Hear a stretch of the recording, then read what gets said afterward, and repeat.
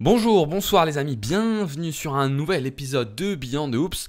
Aujourd'hui, on va vous parler de la série entre les Celtics et les Knicks, mais avant qu'on démarre, pour tous ceux qui veulent nous soutenir, un petit like sur Spotify, Deezer, YouTube, un petit commentaire pour le référencement et bienvenue sur le podcast de Q-Basket.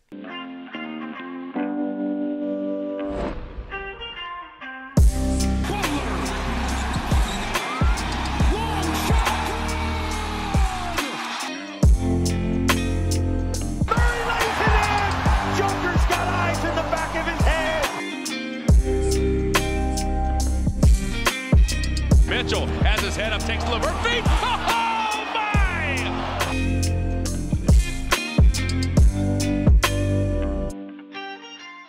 Alors, on y est dans ces demi-finales de conférence. Pour beaucoup d'ailleurs, c'est le moment le plus sympa de l'année. C'est à la fois un moment où on a pas mal de matchs et on a un haut niveau de basket. Moi, je pense que ma période préférée, c'est le premier tour quand même. Mais c'est vrai que le deuxième tour des playoffs NBA, c'est toujours un moment assez sympa. Et comme promis, on part sur des podcasts pour débriefer un petit peu ce qu'on a vu jusque-là. Et on va commencer avec la série entre les Celtics et les Knicks. Entre les Celtics, pardon, et les Knicks. Et pour nous accompagner aujourd'hui, on est avec Jérém. Salut Jérém, comment ça va ?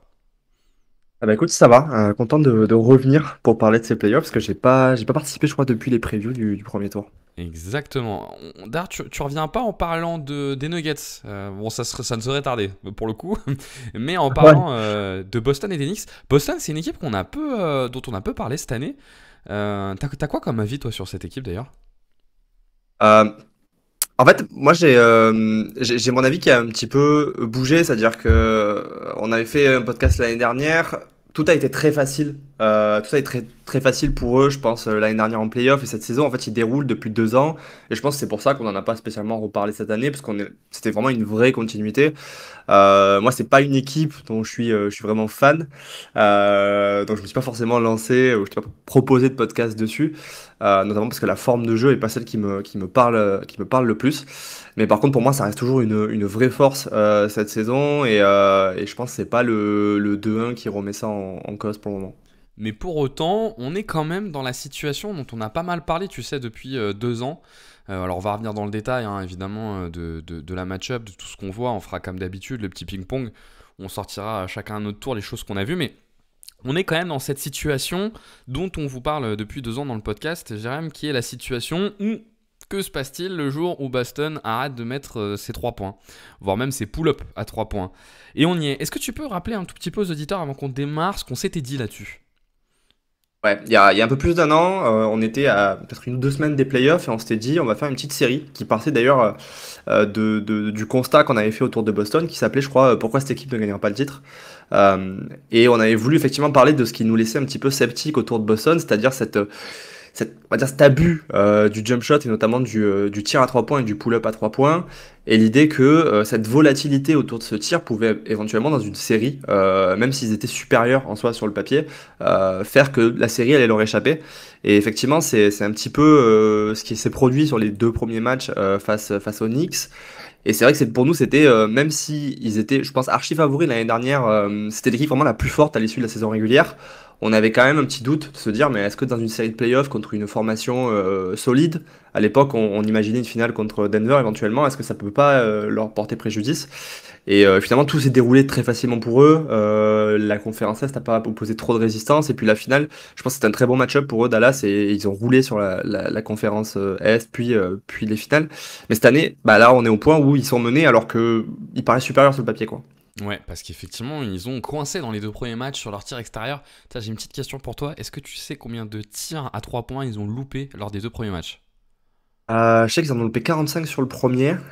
Donc je pense qu'ils en ont loupé 75 peut-être, en tout, Exactement. un peu moins. 75 tirs à 3 points loupés sur les 2 premiers matchs. C'est un record all-time. On n'avait jamais vu sur un stretch de 2 matchs une équipe louper 75 tirs à 3 points.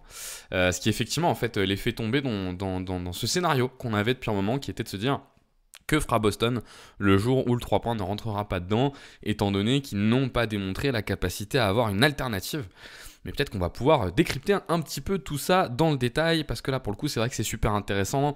On parle d'un des 3 grands favoris au titre de la saison, avec les Cavs et OKC. Et on va se lancer dans le petit ping-pong. Vous connaissez le principe pour ceux qui nous rejoignent. Je vous l'explique. Tour à tour avec Jérém, on va lancer un sujet qui nous a marqué dans cette série, qui nous marque jusque-là. Donc on enregistre après le Game 3.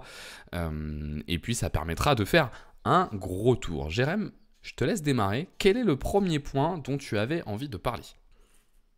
Bah écoute, vu qu'on parle de ce 3 points, enfin de ces tirs à 3 points et de ces choses qui coincent un peu, moi c'était l'idée que finalement tout s'est passé un petit peu comme les Knicks l'espéraient, à savoir que dans les 2 matchs ils ont proposé enfin, dans les 2 premiers en tout cas des schémas défensifs différents, mais qu'à chaque fois il y avait cette volonté en fait de les pousser à prendre ces pull-ups à 3 points plutôt que de les laisser attaquer leur vis-à-vis.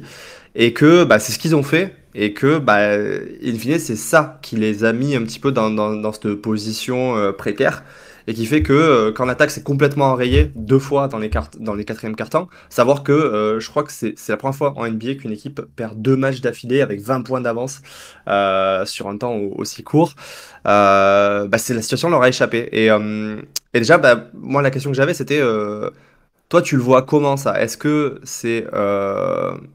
c'est une erreur de Boston ou est-ce que finalement tout s'est passé comme eux le voulaient, mais ça a pas, c'est juste pas rentré. Alors c'est marrant parce que je trouve que tu démarres par le sujet, c'est très bien, par le sujet le plus important et sur lequel, enfin, celui sur lequel il y a le plus de choses à dire. Je pense que effectivement les Knicks, notamment à partir de la deuxième mi-temps du Game 1, sont vraiment rentrés dans un pari qui est de dire on leur ferme complètement le drive, quitte à laisser les tirs ouverts, parce que de toute façon ils étaient déjà à moins 15, moins 20 et que c'était un peu la seule situation où ils pouvaient revenir. Et donc est-ce qu'ils ont eu raison ou pas, ça on reviendra toujours sur ce sujet-là, on a déjà eu des débats là-dessus, est-ce qu'il faut forcer à 3 points ou pas, ça, quand c'est ton jeu. Moi je trouve que ce qui est intéressant, et on peut peut-être revenir du coup un peu dans le détail là-dessus, moi ce que je trouve intéressant, c'est que la vraie question c'est est-ce que Boston est capable de faire autre chose.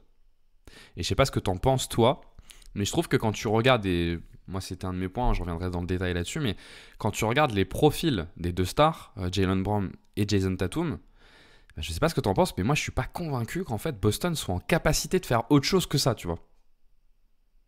Mhm. Écoute, moi, ma sensation, et c'est pour ça que je voulais commencer avec ça, c'est que effectivement, la forme de jeu restera la même pour Boston. Je pense que c'est la forme de jeu la plus efficace qu'ils ont trouvée avec ce groupe et qu'elle les a portés au titre et que jusqu'à preuve du contrat, pour moi, ils sont toujours un des principaux prétendants au titre. Mais moi, où je suis un peu stupéfait, c'est en fait la non-volonté de faire autre chose, même quand il y a d'autres opportunités qui se présentent. J'ai trouvé que dans les 2 premiers matchs, il y avait quand même une tendance, et notamment dans les fins de match, à précipiter les choses et à précipiter les tirs à 3 points, même quand il y avait de meilleures options. Je crois que c'est dans le game 1, il reste 3:30 à jouer à peu près, et t'as tout qui se retrouve seul à 3 points dans le corner, ce qui, sur le papier, est un super tir. Donc en fait, quand tu regardes, t'as Josh Hart qui est en retard sur le close-out, donc ce qui lui laisse un tir très confortable, et Jason Tatum c'est un super shooter à 3 points.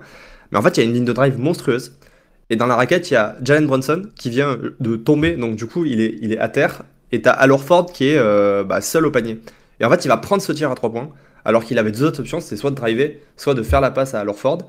Et je trouve que c'est un truc qui revient en boucle quand tu revois les replays des matchs, c'est qu'en fait, ils prennent des tirs qui sont des bons tirs pour eux, mais souvent, alors qu'eux, ils ont l'opportunité, s'ils veulent, soit d'aller attaquer un mismatch, soit d'aller attaquer un close-out, et ils le font pas, et ça, ils en sont capables. Et c'est là-dessus que je pense que Boston a un petit peu pété les plombs et a peut-être perdu le match comme ça, en fait. T'en as un autre moment comme ça, c'est dans le game 2 où Jaylen Brown à un moment donné sur un écran où il essaye de chasser Brunson. En fait, il se retrouve, alors ça doit être Anunoby qui doit être avec lui, il se retrouve à laisser Jaylen Brown tout seul, tête de raquette à 3 points. Et il a une ligne de drive pour aller au dunk évidente et il choisit de tirer à 3 points alors qu'ils ont Ouais. pas marqué depuis 3-4 minutes. Effectivement, dans le prolongement de ce que tu dis, ce qui en tout cas donne une indication sur ce que veut faire Boston, à savoir continuer là-dessus, c'est que si tu regardes bien entre le game 1, le game 2 et le game 3, le plan n'a pas vraiment changé, tu vois. Il y a des choses qui ont bougé, notamment entre chacun des matchs. Dans le Game 2, il y a un peu plus d'isolation. Dans le Game 3, il revenait un peu plus de pique. Dans le Game 3, surtout, il pousse plus la balle en contre-attaque. Mais dans le fond, tu vois, sur demi-terrain, le plan de jeu est resté le même, c'est-à-dire prendre des 3 points et avoir confiance dans la capacité à mettre des tirs, tu vois. Ce qui, je trouve, Oui, répond un petit peu à la question de est-ce qu'ils vont faire autre chose, tu vois, pour le ouais, coup. moi je pense que comme je disais, en fait ils sont sûrs de ce truc-là et c'est vrai que ils ont eu quand même une panne d'adresse, notamment sur le game 1 où ils shootent à 25% à 3 points enfin, qui ressemble pas à cette équipe-là et qui fait que tu te dis, en fait, sur la longueur de la série, ils vont s'en sortir. D'autant que de l'autre côté, ils ont quand même une défense d'élite et qu'ils savent qu'ils peuvent aussi s'appuyer là-dessus pour faire la différence. Euh, Après, là où effectivement, je sais pas si c'est de l'ordre du coaching ou de l'ordre juste de la mentalité des joueurs, des tas de situations où effectivement tu te dis, est-ce que t'as pas mieux à faire? Est-ce que c'est pas une forme de facilité en fait cette façon de jouer? C'est-à-dire que par exemple Jason Tatum qui se retrouve face à Jalen Brunson de manière hyper régulière et qui régulièrement décide pas de pull-up à 3 points ou d'essayer de créer un décalage et de passer. C'est un peu bizarre, c'est-à-dire qu'en fait tu as ce que tu cherches et tu fais en fait le truc le plus facile, c'est-à-dire shooter immédiatement quoi. Et là-dessus, je pense que l'attaque de Boston pourrait être bien meilleure s'ils décidaient de faire les efforts et on sait que ils peuvent le faire, ils l'avaient fait notamment en finale l'année dernière contre Dallas. Alors moi, là-dessus, j'ai un regard un peu différent, et ça va me permettre de peut-être aborder, moi, mes deux premiers points que je voulais aborder, je l'ai déjà un peu dit avant, mais j'ai l'impression qu'en fait, Boston est un peu coincé, parce que dans cette match-up, ils sont peut-être un petit peu obligés de fonctionner comme ça, parce que leur star, en fait, je suis pas sûr qu'elle soit tant que ça capable de jouer différemment. Je m'explique, mais tu vois, si tu prends, on peut prendre les deux joueurs, et je vais pas faire un tunnel, hein, on va les prendre un à un chacun. Mais tu vois, si tu prends l'utilisation de Jaylen Brown, je trouve que Jaylen Brown, sur ce qu'on voit pour l'instant, en fait, quand il doit dribbler, il a deux problèmes. Le premier, c'est que souvent, les Knicks sont clairement ciblés sa main gauche, hein. Mais ça, c'est pas surprenant. On sait qu'il y a beaucoup d'équipes qui ont repéré que la main gauche de Jaylen Brown était un peu défaillante. Donc il oriente beaucoup sur la main gauche. Et en fait, comme il arrive jamais à prendre l'épaule, soit il se retrouve souvent, enfin, tu sais, à passer l'épaule devant son défenseur, même quand c'est Jalen Brunson, soit il se retrouve dans une situation où il est un peu coincé et il est un peu obligé de prendre un pull-up, soit il se trouve dans une situation où souvent les Knicks vont aller le doubler, tu sais, un peu dans son dos, et il est obligé d'arrêter son dribble, voire de perdre la balle, parce qu'en fait son dribble main gauche est pas suffisant pour pouvoir être à l'aise dans ces situations-là et finir en allant au cercle. À l'inverse, là, ça c'est la partie je trouve avec Jalen Brown qui est vraiment problématique et qui fait qu'il est un peu obligé d'être dans du jeu de pull-up quand il a la balle. À l'inverse, je trouve qu'il est pour le coup très bon quand on essaye d'utiliser sa puissance. Je trouve notamment que poste bas, ils ont beaucoup de mal à le stopper parce que il est plus puissant que Michael Bridges et plus puissant que Josh Hart qui se retrouve souvent sur lui en défense. Et que là, c'est clair qu'il y a peut-être un truc pour Joe Mazzulla de pouvoir utiliser plus régulièrement le poste bas de Jalen Brown. Le seul problème, c'est que ça ne rentre pas vraiment dans le plan de jeu de Boston qui a plutôt tendance à privilégier l'isolation, un tout petit peu de pick and roll. Mais je trouve que tu vois, face à ce schéma défensif des Knicks, en fait, Jalen Brown, il est un peu bloqué par ses limites, plus que par l'intention. Tu vois ce que je veux dire? Ouais, je suis d'accord là-dessus. Et d'ailleurs, je trouve que le choix de mettre souvent 4 face à lui, c'est pas anodin. Ça prouve que oui, t'es assez à l'aise sur le fait que tu offres une forme de mismatch, mais que le joueur est pas suffisamment complet pour l'exploiter pleinement. Mais à l'inverse, et je suis d'accord aussi avec toi, par exemple, quand tu le vois dans la situation de poste bas, notamment sur Josh Hart, il le domine vraiment physiquement complètement, je trouve. Et tu te demandes s'il pourrait pas le servir justement lancé pour un petit peu compenser et qu'il puisse arriver dans cette situation de poste bas de manière un petit peu plus naturelle. Et après, pour être honnête, c'est pas avec Jalen Brown que j'ai eu le plus de problèmes, je trouve, sur la série. Moi, c'est plus, du coup, celui que tu vas aborder après, c'est Jason Tatum, quoi. Ouais, tout à fait. Je finis juste sur Jalen Brown. Par contre, je le trouve vraiment impressionnant. Il est impressionnant sur la puissance. Et je trouve que sur ces playoffs, il y a deux joueurs moi qui m'impressionnent vraiment sur leur puissance. C'est Jalen Brown et c'est Julius Randle. Où en fait, c'est vraiment très compliqué de trouver un défenseur, tu vois, qui est en capacité de bloquer leur puissance.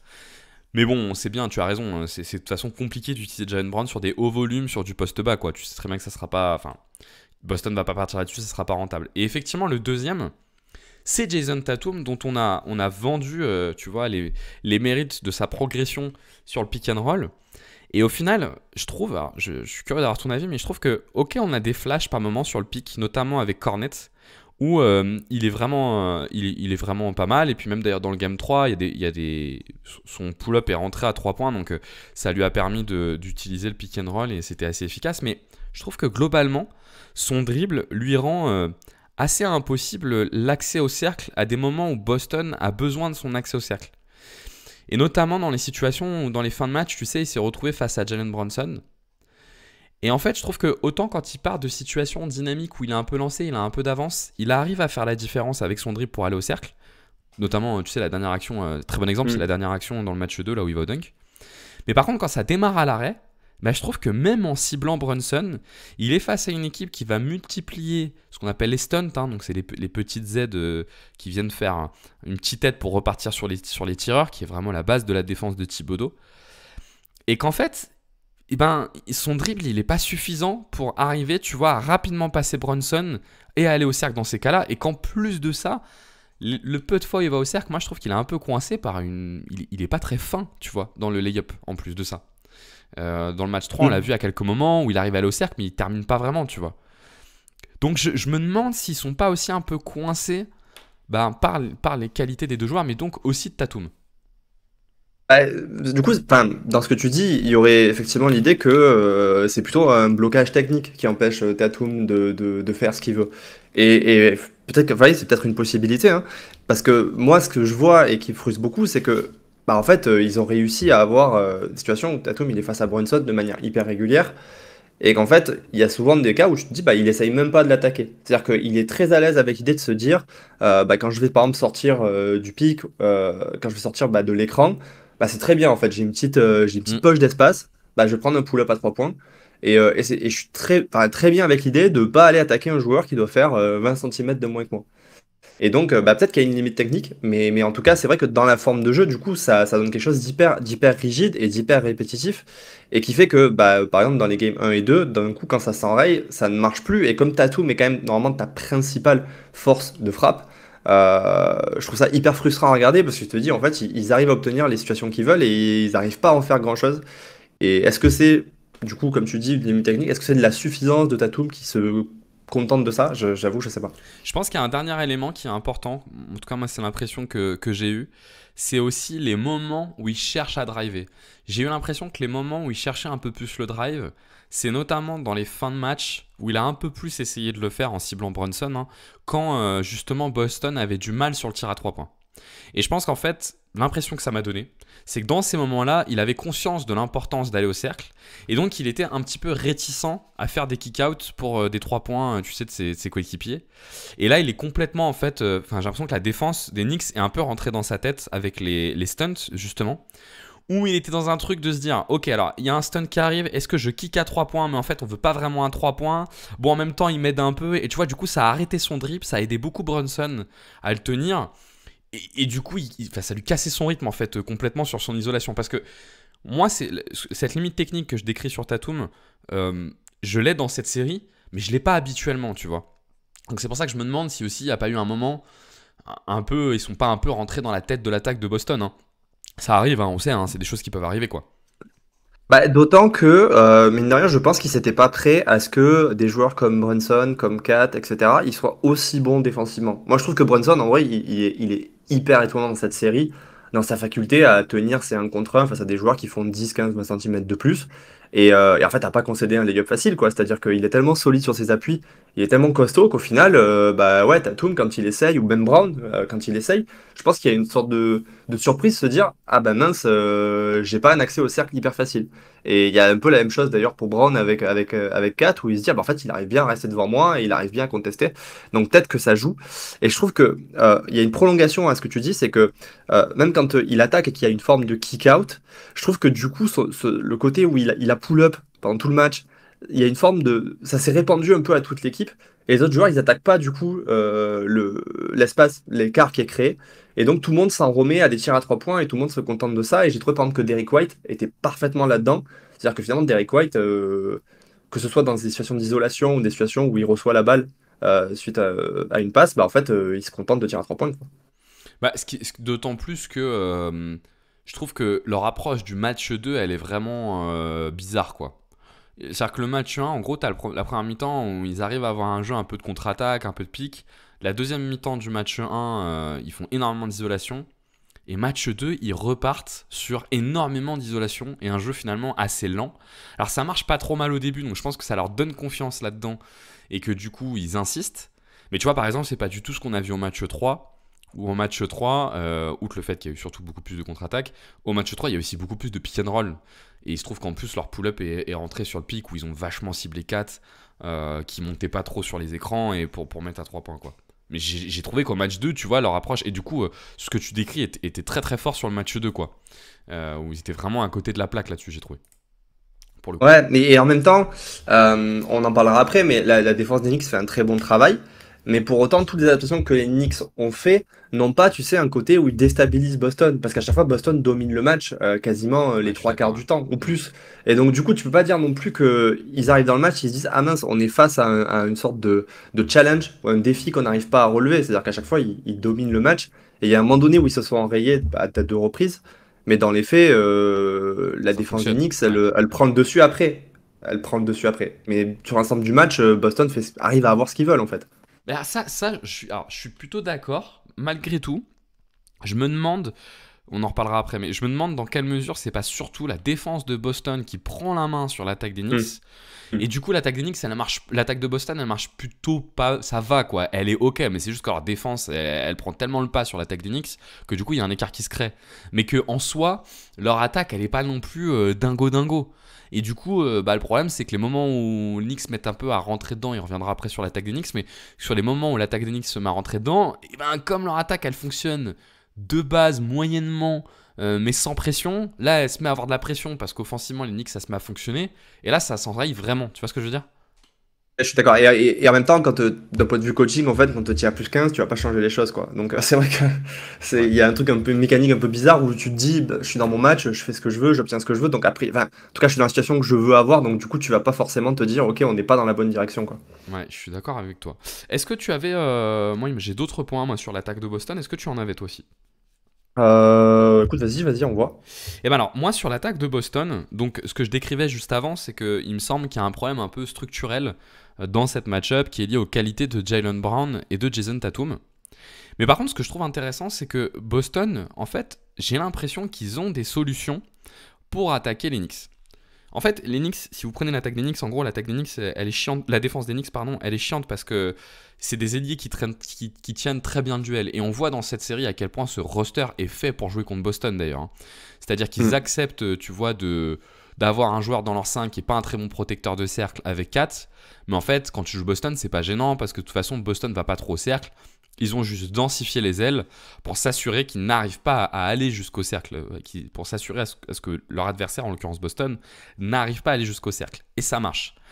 Et en fait, ce que je trouve intéressant, c'est que j'ai l'impression qu'il y a un peu une sous-utilisation des options secondaires et tertiaires côté Boston. En fait, je trouve que globalement, Derrick White et Drew Holiday, je trouve qu'ils arrivent à faire des différences, notamment sur Jalen Brunson, et que quand l'attaque passe plus par eux, elle est assez fonctionnelle. Je trouve que Derrick White, ben, finalement, sur du pick, il y a un combo drip-tir qui est suffisant pour arriver à faire des différences et quand même réussir à impacter Brunson, et presque plus que n'arrive à le faire Jason Tatum. Je trouve que Joe Holiday, quand ils arrivent à le trouver à l'intérieur, tu sais, notamment sur de la semi-contre-attaque ou sur des positionnements de Joe Holiday sous le cercle, ce qu'il faisait beaucoup l'année dernière, et ben en fait, Brunson n'arrive pas à le défendre. Et donc, tu te rends compte qu'en fait, les Knicks, ils ont des problèmes défensifs qui sont exploitables, mais le problème, c'est que ces difficultés défensives des Knicks, elles sont pas exploitables dans le cadre du jeu primaire de Boston. Déjà parce que le jeu primaire de Boston, il passe par Jalen Brown et Jason Tatum, mais qu'on a expliqué avant, enfin, j'expliquais avant pour moi pourquoi ça coinçait. Faut aussi ajouter qu'ils ont un autre problème, c'est qu'ils n'ont pas un vrai big, hein. Ils n'ont pas un vrai intérieur, tu vois, qui pourrait leur aider à jouer le pick and roll et à se rapprocher du cercle, à être dynamique au cercle, pour le coup. Euh, Et donc même s'ils s'appuyaient plus sur White et Pritchard, par exemple, bah, ils auraient toujours ce problème d'intérieur. Mais tu vois, je trouve qu'il y a des solutions. Mais là où c'est vraiment complexe pour Boston, c'est que ça leur demande un peu de dire, allez, notre option primaire, ça devient peut-être l'option secondaire ou tertiaire. Allez, secondaire, peut-être pas tertiaire, mais secondaire. Et on change la hiérarchie de notre attaque. Je sais pas ce que t'en penses. Ouais, je suis d'accord que il y a une forme de, enfin, tout passe par Brown et Tatum et du coup, ça prive la possibilité de créer d'autres formes d'attaque. Et je pense qu'il y a un deuxième problème qui s'ajoute à ça, c'est un peu, et je le disais tout à l'heure, c'est cette forme de précipitation qui fait qu'en fait, vu que tu prends des tirs très, très tôt dans ton attaque, finalement, la balle, elle va pas arriver, elle va pas se reset pour revenir à jouer l'idée, pour revenir à Derrick White et pour créer autre chose. Et vu que, comme tu dis, il n'y a pas non plus l'option des bigs pour faire du pick and roll un peu classique, bah, le fait est que ça explique pourquoi cette attaque de Boston ressemble à ça à la base et pourquoi ce schéma de jeu, finalement, il est quasiment. C'est une forme un peu ultime, comme on a eu d'autres équipes, comme on a eu par exemple les Rockets version 2018, où finalement il n'y a qu'une façon de jouer, comme les Bucks aussi de Budenholzer, et c'est où ça marche comme ça, où ça marche pas. Et je suis d'accord avec toi que tu peux peut-être t'en remettre. Alors, moi je suis plus d'accord sur Jrue Holiday que Derrick White, parce que je trouve que Derrick White, justement, il fait. Enfin, en tout cas, sur les fins de match, il a pas fait vraiment les efforts pour essayer de créer autre chose. Mais je pense qu'ils ont d'autres options. Mais le truc, c'est que j'ai l'impression que, en tout cas, Tatum, même plus que Brown, il prend vraiment trop de place dans l'attaque de Boston là sur les 2 premiers matchs, quoi. Ouais, ouais, je suis d'accord avec toi. Donc moi j'avais ce point-là quand même qui m'avait pas mal noté, que j'avais pas mal noté. Et avant de parler des Knicks, si tu voulais du coup parler des Knicks après dans tes points, moi j'ai un dernier point que je trouve important côté Boston. Alors là qui est moins du jeu, mais qui explique quand même les deux comebacks à chaque fois des Knicks. Je suis désolé, mais il y a des sautes de concentration côté Boston quand ils ont beaucoup d'avance qui quand même... alors, moi, j'ai pas envie de partir dans un jugement de est-ce qu'ils sont trop sûrs d'eux et tout, parce que tu sais, on n'en sait pas grand-chose, on n'est pas avec eux, mais juste je constate que quand ils ont beaucoup d'avance, moi, je vois souvent des aides un peu inutiles du défenseur qui est sur Josh Hart, où en fait, il se pose vraiment plus aucune question et il commence à venir en aide systématique. Tu vois, j'ai une séquence en tête où Brunson drive, c'est Tatum qui est sur Josh Hart, il y a déjà Porzingis à l'intérieur, c'est Holiday qui défend Brunson, il s'en sort bien, il ne sait pas pourquoi, Tatum il décroche de Josh Hart et ça donne un 3 points dans le corner. J'en ai 2-3 d'actions comme ça. Je trouve que globalement, souvent ce qui se passe, c'est qu'ils sont à plus 20. Il y a un timeout et à la sortie de timeout, ils ont 2 minutes catastrophiques où ils vont peu faire le repli défensif, où ils vont être peu appliqués en attaque. Et je pense que Boston, là, vraiment, s'est fait très très mal en donnant non pas le comeback en entier, mais en donnant à chaque fois le -20, -10, tu vois. Et ça, c'est un vrai souci pour moi côté Boston. Et d'ailleurs, on l'a pas vu dans le match 3, où ils ont été plus rigoureux, j'ai trouvé. Et je pense que, et on en discutait un peu en off, je pense qu'il y a quelque chose qui est aussi lié à l'histoire de cette équipe qui fait que, bah, effectivement, on disait juste avant, tout passe par Brown et Tatum, mais Brown et Tatum, c'est des joueurs qui, depuis qu'ils sont en NBA, finalement, ont une équipe compétitive et sont habitués à gagner et qui, là, depuis 2 ans, en fait, que ce soit en saison régulière et en playoff l'année dernière, tout a été quand même très facile pour eux. Ils ont dominé les saisons régulières, ils ont dominé les playoffs. Et donc, j'imagine qu'à plus 20, il y a une forme de confort qui peut se créer et qui fait que la concentration peut sauter. Et je pense qu'effectivement, ça a été le cas. Et d'ailleurs, les moments que tu décris, c'est le moment où Anunoby, d'un coup, se retrouve assez souvent seul et arrive à mettre 3 points qui permet à Boston de recoller un petit peu, à New York de recoller un peu dans le game 1. Et dans le game 2, c'est Michael Bridges qui, d'un coup, a un petit peu plus d'espace et arrive à mettre 14 points dans le dernier quart-temps. Et je pense que ça a effectivement aidé New York à retrouver un peu espoir et à se remettre dedans. D'autant qu'on va y venir, l'attaque de New York, elle, pour le coup, elle est assez limitée et que donc, du coup, des individualités qui arrivent à trouver de l'espace et à prendre un peu feu, en fait, c'est critique pour eux, pour s'en sortir, quoi. Ouais, tout à fait. Mais d'autant plus qu'effectivement, ils ont peut-être un peu cette surconfiance parce que, bah, mine de rien, alors sur le premier match, ils sont quand même contre une équipe qu'ils ont battue 4 fois dans la saison régulière. Ils sont à plus 20 en bloquant complètement leur attaque. C'est un peu plus gênant dans le match 2, mais même parce que ça arrive 2 fois, c'est pas si surprenant que ça. Ça serait vraiment très très gênant si dans la série c'était amené à arriver à nouveau. Où là vraiment il y aurait vraiment un sujet, quoi. Mais tu vois qu'une équipe fasse un peu preuve de suffisance quand en gros à chaque fois qu'elle joue l'adversaire elle le gagne et en plus elle se retrouve à plus 20. Aussi chapeau à New York qui s'accroche, quoi, tu vois, dans ces matchs-là, Ouais. qui s'accroche vraiment et qui y croit alors qu'il pourrait ne pas y croire, justement, pour le coup. C'est ça. Et Euh, d'autant que, enfin, ils ont la sécurité de se dire, et on a plutôt parlé de l'attaque, mais que défensivement, moi je les trouve très très forts cette série Boston. Ils ont eu ces décrochages-là dans les games 1 et 2, mais les Knicks, ils n'arrivent pas du tout à aller au cercle. Ils y arrivent un petit peu dans le game 2, mais dans le 1 et dans le 3, ils n'arrivent pas à accéder au cercle et ils s'en remettent beaucoup à des tirs compliqués, à mi-distance, sur du long mid, à 3 points. Boston qui arrive encore une fois à quand même à les mettre dans une position pas évidente. Et même si on a parlé on va dire des sautes, des sauts de l'attaque de Boston, celle de New York, elle le galère vraiment pour attaquer cette équipe de Boston, quoi. Alors justement, est-ce que tu avais des points, des points de ce côté du terrain que tu voulais évoquer précisément? Moi, non, pour moi, enfin, ça réside surtout dans le fait que enfin, je trouve qu'ils jouent beaucoup avec Ford et qu'ils font un travail vraiment formidable pour couper l'accès au cercle et que du coup, la seule option qu'ils ont, c'est enfin, en tout cas New York, c'est de se remettre énormément à Brunson et d'essayer de générer beaucoup de fautes. Mais par contre, j'ai l'impression que c'est un peu tout ce qu'ils ont en fait dans cette série les Knicks, quoi. Moi, ce que je trouve intéressant, c'est d'essayer effectivement d'expliquer pourquoi l'attaque des Knicks galère autant en fait contre cette défense-là. Et je pense que une bonne partie, enfin, réside dans, allez, on va dire trois joueurs. Euh, déjà, ce qui est intéressant, c'est que Boston a quand même changé son line-up, même si on sait que Porzingis est un peu blessé, mais ils ont quand même changé leur line-up titulaire Mm. en mettant Horford dedans. Et moi, je suis pas convaincu que ça ne soit que lié au problème, tu vois, de blessure de Porzingis. Moi, je pense que c'est un vrai choix tactique parce qu'en fait, le problème, c'est que Porzingis, il est bon pour défendre du deep drop, donc vraiment rester sous la raquette et défendre la protection de cercle. Mais comme pour le coup les Knicks sont assez à l'aise sur le mid-range et sur le pull-up à 3 points, et ben c'est compliqué en fait de rendre valorisable, enfin de donner de la valeur à Porzingis dans cette défense. Là où Horford pour le coup en a beaucoup plus. Et donc je pense que la présence d'Horford qui défend essentiellement sur Josh Hart, elle est vraiment intéressante. Mais moi je pense qu'il y a deux joueurs, tu vois, qui sont vraiment essentiels là-dedans. En fait, il y a un premier choix qui est intéressant, c'est de mettre Tatum sur Towns. Et pourquoi pour moi ils mettent Tatum sur Towns? Ils mettent Tatum sur Towns pour déjà se dire au moins on supprime le pick and pop. Et d'ailleurs on l'a vu, je crois que dans les deux premiers matchs, Towns il prend que 2-3 points. Et en fait Ouais, y le en a fait pas, qu'il ouais. ait Tatum sur lui, ça fait que tous les jeux d'écran, parce qu'en fait Brunson il veut fuir Holiday. Holiday c'est un enfer, il le tient très très bien, enfin il est incroyable Joe Holiday, c'est une vraie peste. Et en fait, le schéma naturel pour Brunson, c'est d'aller chercher un écran avec Towns pour se retrouver sur le défenseur de Karl Anthony Towns dans le cadre d'un switch. Pourquoi? Parce que le problème, c'est que vous êtes obligé de switcher quand vous jouez contre Towns, parce que si vous défendez en drop, il peut pop, et que s'il pop, bah vous allez vous faire punir votre défense de drop. Mais le problème, c'est que contre le Tatum Holiday, ils peuvent pas en fait faire ça.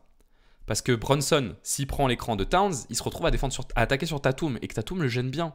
Et de la même façon, Holiday, il n'est pas spécialement gêné en fait à devoir défendre sur Karl Anthony Towns.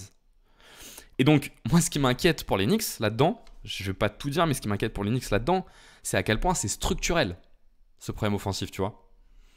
Ouais. D'autant que c'est structurel dans la mesure où, et c'est un point je crois que vous avez abordé avec Ben dans la série contre les Pistons, c'est le manque de flexibilité de ces Knicks-là.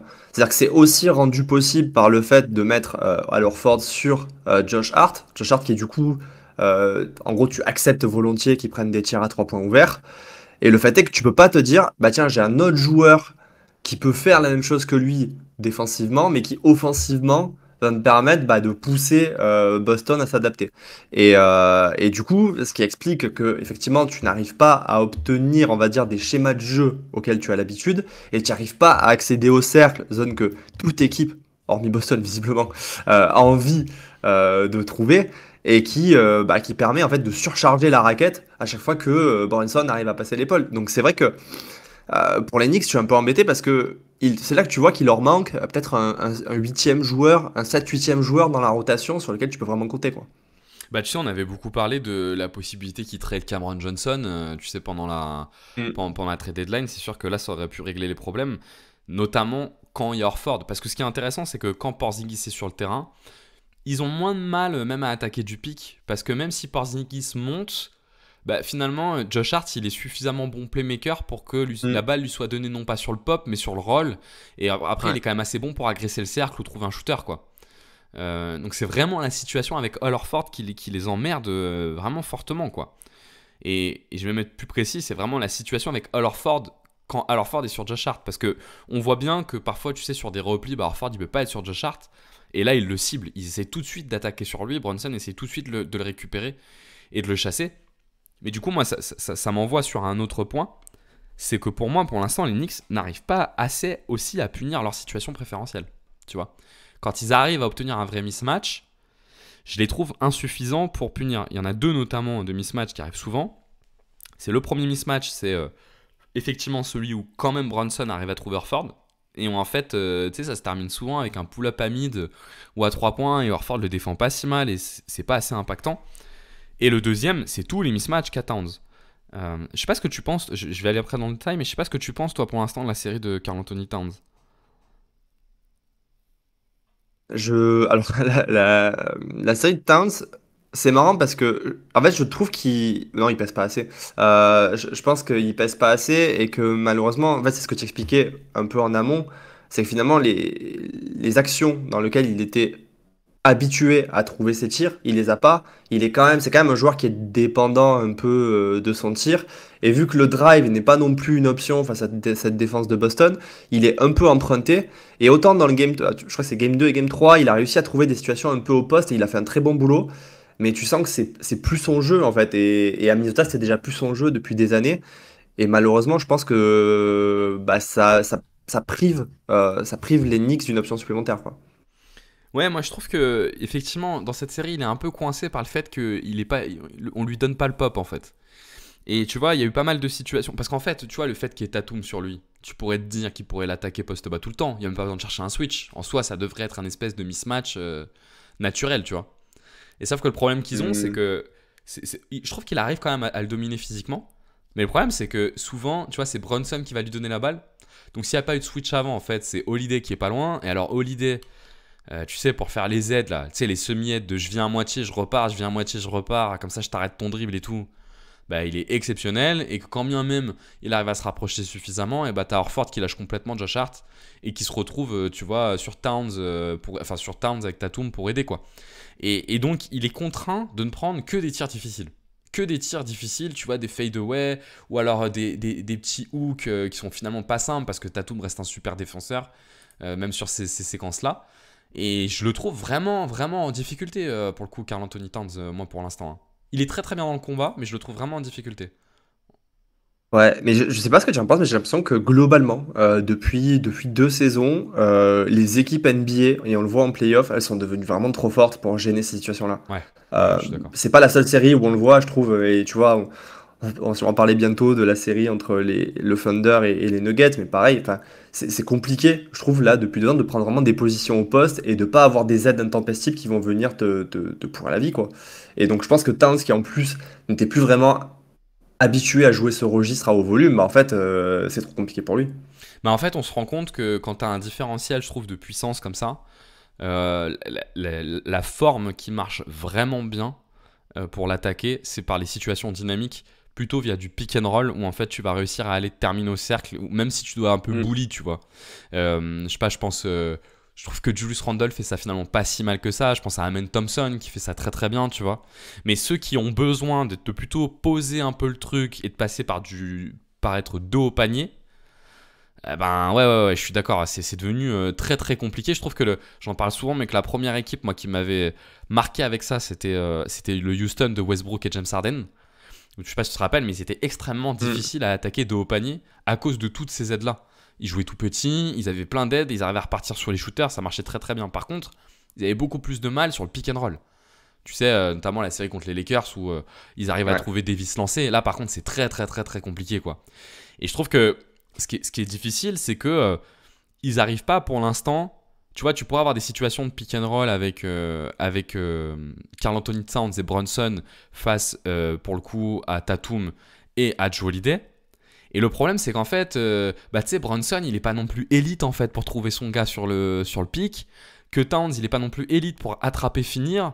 Et qu'en phase 2, pour le coup, bah, ils en ont un là-dedans, c'est Joe Holiday qui est vraiment vraiment élite pour gêner tout ça. C'est-à-dire que Joe Holiday qui se retrouve sur Brunson dans le pic et à tenir un peu bah, pour gêner la passe, il est extraordinaire. Et s'il se retrouve sur Towns pour faire chier Towns au moment où il récupère la balle avant qu'il finisse le rôle, bah, il est extraordinaire, quoi. Et, Ouais. Et et dans cette donc ils sont saison-là, vraiment coincés. Ils sont vraiment coincés du je coup. trouve que il y a justement, il y a le risque je trouve, de perte de balle qui est beaucoup plus fréquent qu'avant, et surtout, Ouais. effectivement, avec le match-up dont tu parles. Même Tatum, je trouve qu'il est plutôt bon pour mettre les mains où il faut et essayer de générer l'interception. Et dans une série qui est oscillante, en fait, les pertes de balles, elles sont très très dures, quoi. Mais d'ailleurs, dans le match 3, et d'ailleurs dans tous les matchs pour l'instant, ce qui a fait la différence, c'est l'utilisation de la contre-attaque, hein, d'ailleurs. Hein. Dans le match 3, pour moi, je trouve que ce qui fait la plus grosse différence côté Boston, c'est qu'ils jouent hyper bien la contre-attaque. D'ailleurs, je m'étais récupéré une ou deux stats là-dessus. Ils sont 98e percentile sur l'efficacité en contre-attaque et 100e percentile sur la fréquence. Ou l'inverse, je crois. Non, c'est l'inverse, pardon. Non, sur la fréquence, pardon, ils sont pas très hauts, mais par contre, sur l'efficacité, ils sont très très hauts. Pardon, désolé. Et moi, j'ai trouvé que c'était ça qui fait la différence aussi quand New York gagne. C'est qu'ils sont pas bons sur la contre-attaque tout le match, mais c'est ce qui leur donne les comebacks, quoi. Et effectivement, tu peux pas te priver de la contre-attaque dans des séries de ce type-là, quoi. Et de la même manière, je trouve que cette série, elle est symptomatique là-dessus. C'est que je trouve que là, ça fait pareil 2 ans qu'on revoit cette idée que la transition, en fait, elle est vraiment indispensable aux équipes pour débloquer un peu le potentiel offensif. Et c'est pas la seule série qui est dans ce cas-là, je trouve. Et oui, parce que Boston, finalement, son alternance dans le Game 3, il ne va pas la chercher sur de nouvelles options, même si on pourrait peut-être parler un peu du pick and roll qui est plus utilisé, mais surtout vers la contre-attaque. Ils n'ont pas plus de drive, tu vois, dans le match 3. Il n'y a pas plus de drive. C'est juste, par contre, il y a plus de contre-attaque. Et effectivement, pour le coup, je trouve que je suis un peu embêté, en fait, parce que je me dis que je trouve que côté Knicks, je sais pas ce que tu en penses, mais la marge offensive réaliste, elle me paraît très maigre.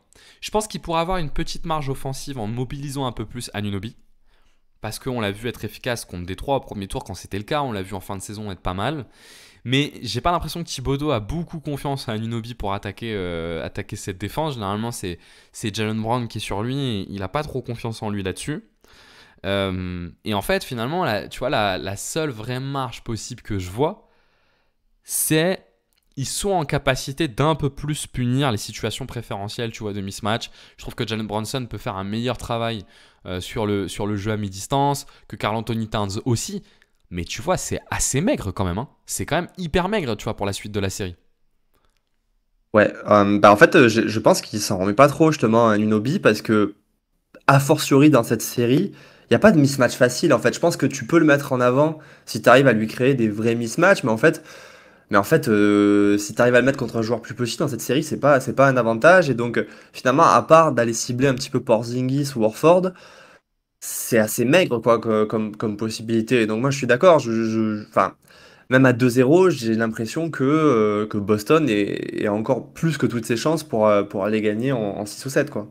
Ils ont deux mismatchs vraiment préférentiels, moi je trouve. Deux situations de mismatch préférentielles.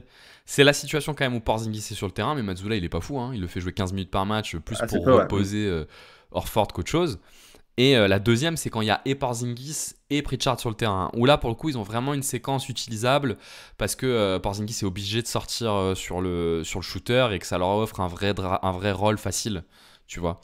Mais c'est vrai que sorti et je pense qu'ils peuvent faire un petit peu un meilleur travail là-dessus. Mais sorti de ça, ben moi je les trouve. Enfin, c'est terrible en fait parce qu'on en reparlera peut-être encore demain. On va voir ce que donne ce soir le OKC Nuggets. Mais t'es dans une situation où en fait les Knicks sont devant. Mais je les trouve coincés. Je les trouve coincés. Je vois pas comment ils peuvent s'en sortir en fait. C'est terrible, hein.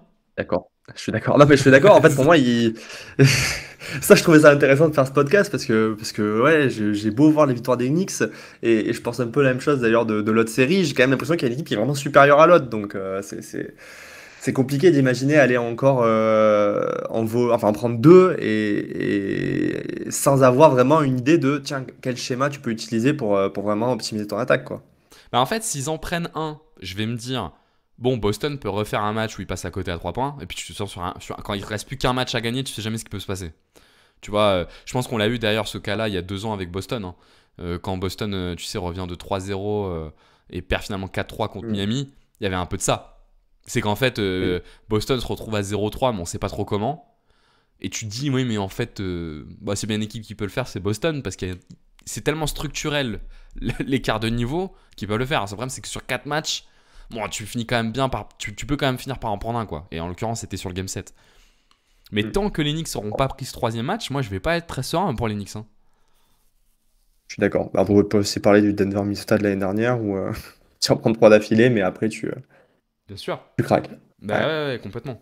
C'est toute la difficulté. Est-ce que toi, tu avais d'autres points que tu voulais qu'on voit sur cette série? Quand même plus rendre hommage un peu à la défense quand même des Knicks. Je pense que enfin, ils ont réussi quand même à faire dérailler Boston parce que, bon, on l'a déjà dit, mais t'as vraiment des joueurs, je trouve, qui sortent du lot dans cette série. Et je trouve que ouais, la défense de Brunson, je sais pas toi, mais tu l'as vu arriver ce truc-là ou il Non, tient non, aussi non. bien ses match-ups? Bah non, non, pas du tout. Mais d'ailleurs, j'ai fait un tweet en disant qu'il va falloir quand même qu'on parle de la défense de Bronson à un moment donné. Euh, c'est pas sur l'entièreté. Je trouve qu'il est très très en difficulté sur Jrue Holiday. Vraiment. Mais alors par contre, sa défense, notamment sur Tatum, sur des moments importants de la série, il fait des vrais C'est stops, quoi. impressionnant. Il fait des vrais Ouais, stops où il arrive à stopper son dribble, en fait. c'est ça. Et effectivement, c'est vrai qu'on peut rendre hommage à Brunson là-dessus. Moi, je m'étais aussi noté hein, dans le Les pêle-mêle. bigs. Comment? Bah, les bigs aussi, j'imagine. Je m'étais noté les bigs, mais surtout, m'étais noté. Alors, les bigs jusqu'au match 3. Parce que je trouve que Karl Anthony Towns, il est en Hmm. extrême difficulté au match 3 sur la défense du pick and roll. Il y a une séquence d'ailleurs où Anunoby lui dit t'es sur encore un pull-up de Tatum dans la deuxième quart-temps. Où Anunoby lui dit mais monte quoi, c'est pas possible, arrête de rester derrière, monte Ouais, parce que ouais, je l'ai vu, hein. il faut qu'on monte. Mais non, je trouve que je trouve que les ailiers des Knicks sur les Z, ils sont excellentissimes. Alors, ils sont très bons sur les stunts, ça c'est une chose. Mais je trouve qu'aussi, ils ont un timing d'aide, tu sais, pour être capable de surgir au moment où, en fait, l'attaquant ne peut pas voir l'aide, qui est excellente. Le meilleur exemple de ça, c'est l'action décisive du match 2, la dernière, Ouais, avec Bridges. Mais je trouve qu'ils ont ouais. vraiment masterisé, tu sais, cette idée de créer un angle mort dans la vision du porteur de balle pour ensuite aller faire l'aide dans cet angle mort, tu vois. Et comme Tatum et Jalen Brown n'ont pas, tu sais, cette capacité que peut avoir par exemple Jokic de faire des passes aveugles, c'est-à-dire des passes dans son angle mort, et bah ça marche hyper bien en fait. Sur eux deux et c'est super efficace. Et c'est vrai que ouais, moi c'était un point que je m'étais noté dans mon pêle-mêle. Je sais pas si toi t'en as d'autres. Ouais, bah en complément de ça, en fait, par rapport aux ailiers, il y a aussi l'idée que putain, ils arrivent quand même à rattraper sur les close-out des retards que je trouve assez Oui, c'est vrai. impressionnants. Et le trio Hart, Anunoby, Bridges, bah, c'est aussi ça, je trouve, qui les a aidés. C'est que, en fait, Boston arrive à créer des décalages, mais mine de rien, ils arrivent à se repositionner et puis ils mordent pas aux feintes, en fait. Donc, du coup, ils arrivent vraiment bien à faire baisser l'adresse adverse. Et là-dessus, je trouve qu'ils étaient excellents. Et non, moi, le point que j'avais, parce que vraiment, c'est un truc que j'avais pas vu venir, c'est vraiment le retour de Robinson. Et vous l'avez dit dans la série contre les Pistons avec Benjamin, genre, je m'attendais pas à ce qu'il soit aussi bon, et d'autant que l'absence avait été si longue et ça avait l'air d'être si laborieux pour revenir que je m'attendais pas à ce qu'il revienne aussi mobile et du coup d'être capable, par exemple, de jouer des séquences de switch, alors qu'il a quoi? Il avait 25 matchs de saison régulière au moment où les playoffs ont démarré, quoi. C'est un super défenseur, hein, Mitch Robinson, hein. C'est vrai que c'est un gars qui est gâté par la nature en défense avec des bras immenses. Je trouve que bon an, mal an, il gère pas si mal que ça ses fautes, ce qui peut un peu être son souci Ouais. par moment. C'est moins le cas de Towns, qui parfois peut être un peu en difficulté. Et c'est sûr qu'il a un impact. Et que les minutes de Mitchell Robinson sont très bonnes. Tu te demandes même si. Enfin, en fait, c'est terrible. Ils sont à 2-1. Et je me dis, il faut qu'ils changent un truc. Et t'en es presque à dire, est-ce qu'il faudrait peut-être pas aller sur moins de Josh Hart, plus de duo Robinson-Towns, tu vois, même si ça a pas trop marché en vrai quand ils sont ensemble. Mais j'ai l'impression qu'ils ont besoin de changer un truc. C'est horrible. Ouais. Je sais pas si c'est la série pour le duo d'intérieur, mais et oui, je pense qu'il faut qu'ils tentent des trucs. Et le problème, c'est là-dessus, bah ouais, on y revient. Je pense qu'il leur manque un ailier, un truc pour apporter un peu plus de variance à leur schéma offensif, quoi.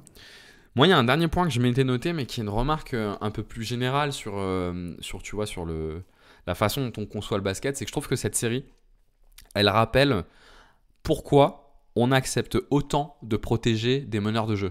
Tu sais, de les protéger en défense. Parce que tu te rends compte qu'en fait, donc ça vient un peu avec le point que j'avais donné tout à l'heure sur Jalen Brown et Jason Tatum, hein, sur leurs difficultés structurelles. Mais tu vois à quel point, si t'as pas un gars qui est vraiment capable de faire des différences sur le pic, si ton adresse elle merde, t'es vraiment en grande difficulté en fait pour trouver des solutions. Et on l'a vu avec Boston lors des 2 premiers matchs. Alors, dans le basket NBA, comme tu as une saison régulière, comme c'est des séries de 7 matchs, bah tu le comprends un peu plus. Tu peux accepter que ça marche pas à quelques matchs. Mais en Euroleague, en fait, ce serait impossible ce truc-là parce que le problème, c'est que c'est des matchs secs et que sur des matchs secs, même s'il y a des séries, mais les matchs secs comptent plus. Le problème, c'est que ça te coûte trop cher. On voit bien en Euroleague, il y a des meneurs de jeu. Mike James est le meilleur exemple, mais c'est bien évidemment pas le seul. Je vais pas faire toute la liste. Mais tu as des meneurs de jeu qui sont vraiment des très mauvais défenseurs, mais qui sont protégés pour cette raison-là. Parce que cette arme du pic, cette arme du mec qui fait des différences sur le pic, elle est trop importante, quoi. Pour pas être dépendant de ton adresse. Pour le Ouais. coup. Et en même temps, enfin, les Knicks sont ça, et il leur manque, en fait, même là, il leur manque des options, en fait, parce que je trouve que Brunson, c'est surtout l'isolation qui fait son talent, mais ils ont quand même un meneur qui leur permet de faire des différences, et pour autant, en fait, ils auraient besoin de plus de polyvalence, hein, pour attaquer ces espaces qui sont créés, et peut-être aussi d'un Brunson qui peut-être distribue un peu plus, mais je sais Ils ont pas. la malchance de tomber face à peut-être le meilleur défenseur d'isolation du monde, quoi, tu vois. Ben, Joe Holiday, moi, je le trouve. Oui, Enfin, c'est une peste, hein, je le trouve extraordinaire en défense hein, sur la série. Hein. Sans surprise, hein, on le connaît. Hein. Mais s'il n'y a pas de Joe Holiday en face, Boston est surarmé, quoi, en défense, en fait. Donc, ah, c'est ça, ils effectivement, font ça m'étonne. partie des quelques équipes comme ça, et je crois que OKC en fait partie, tu pourrais aussi citer Minnesota, d'équipes qui peuvent, enfin, ils peuvent accepter en fait ce genre de profil en face, quoi. Ouais, tout à fait. Tout à fait. Est-ce qu'on se fait un petit prono, Jérém, pour finir, à moins qu'il te restait peut-être encore Allez, un vas-y. point. Non, Allez, vas-y, vas-y. on part sur le prono. Donc, on aura le droit à un match 4. Je sais pas quand il y a le match 4, il doit être dans la une mardi à mercredi ou de mercredi à jeudi, je pense. À moins qu'il soit dans le Si lundi loin? à mardi. Bah, peut-être lundi à mardi alors. Ça devrait pas trop tarder en tout cas. Ça sera donc à Boston. Dans cette série, il nous reste à jouer plus de matchs à Boston. Non, ça sera, pardon, au Garden. Ouais, il est dans la nuit de dimanche à lundi en fait. De lundi à mardi, je pense. Il est Il est passé lundi? demain? Ouais, il est demain. Lundi à mardi, ouais. Ok. Ouais. Alors, comment tu le sens? C'est quoi ton petit prono là, pour la fin? Pour moi, c'est toujours Boston qui gagne. Est-ce que ce sera en 6 ou en 7? Je sais pas, mais je dirais, allez, je m'offre une petite marge, je dirais Boston en 7. Mais franchement, si là ils prennent tous les prochains matchs, je suis pas choqué. Pour moi, je suis bien étonné que les Knicks soient à 2-1 et je pense que c'était la gifle qu'il leur fallait pour rester concentré de bout en bout. Donc pour moi, allez Boston en 6, je prends le risque. Ouais, je vais prendre le même risque que toi. Je vais dire Boston en 6 aussi. Euh, si ça finit en match 7, bon après c'est quand même à Boston. Donc gagner à Boston sur un match 7 sera jamais simple. J'ai l'impression Bon, que. ils ont perdu le 1 et le 2, hein. C'est sûr, non mais c'est sûr. Mais enfin, perdre 3 matchs à domicile dans une série, ou voire 4, il faut y aller quand même. Hein. Mais surtout quand t'es une équipe aussi forte que. Mais si ça va en match 7, je dis quand même attention parce que Boston, sur ces 2-3 dernières années et dans cette série, montre pas des signaux hyper rassurants sur la capacité à gérer les moments chauds, tu vois. Donc, bon. Boston aurait vraiment un intérêt à s'assurer que ça aille en 6 et pas en 7, quoi. Bon, c'est un peu con ce que je dis, évidemment qu'ils vont tout faire pour que ça aille en 6 et pas en 7. Mais il faut vraiment pas que Boston refasse un match comme ils ont fait au match 1 ou 2, où à un moment donné, ils débranchent un peu, quoi. Ils se disent, allez, c'est bon, ça va le faire, quoi. Tu vois. Faut pas qu'ils fassent ça, parce que là, je pense que s'ils font ça, ils vont vraiment se mettre en difficulté si ça va en 7. Pour le coup. Ouais, c'est pour ça Mais que je pense que je les suis sur deux premiers Boston. matchs, ils servent un peu d'avertissement, quoi. C'est-à-dire que bon, si t'as fait l'erreur 2 fois d'affilée, sur le reste de la série, tu vas faire attention. Je suis d'accord avec toi. En tout cas, restez connectés, on trouvera rapidement de quoi parler. A plus.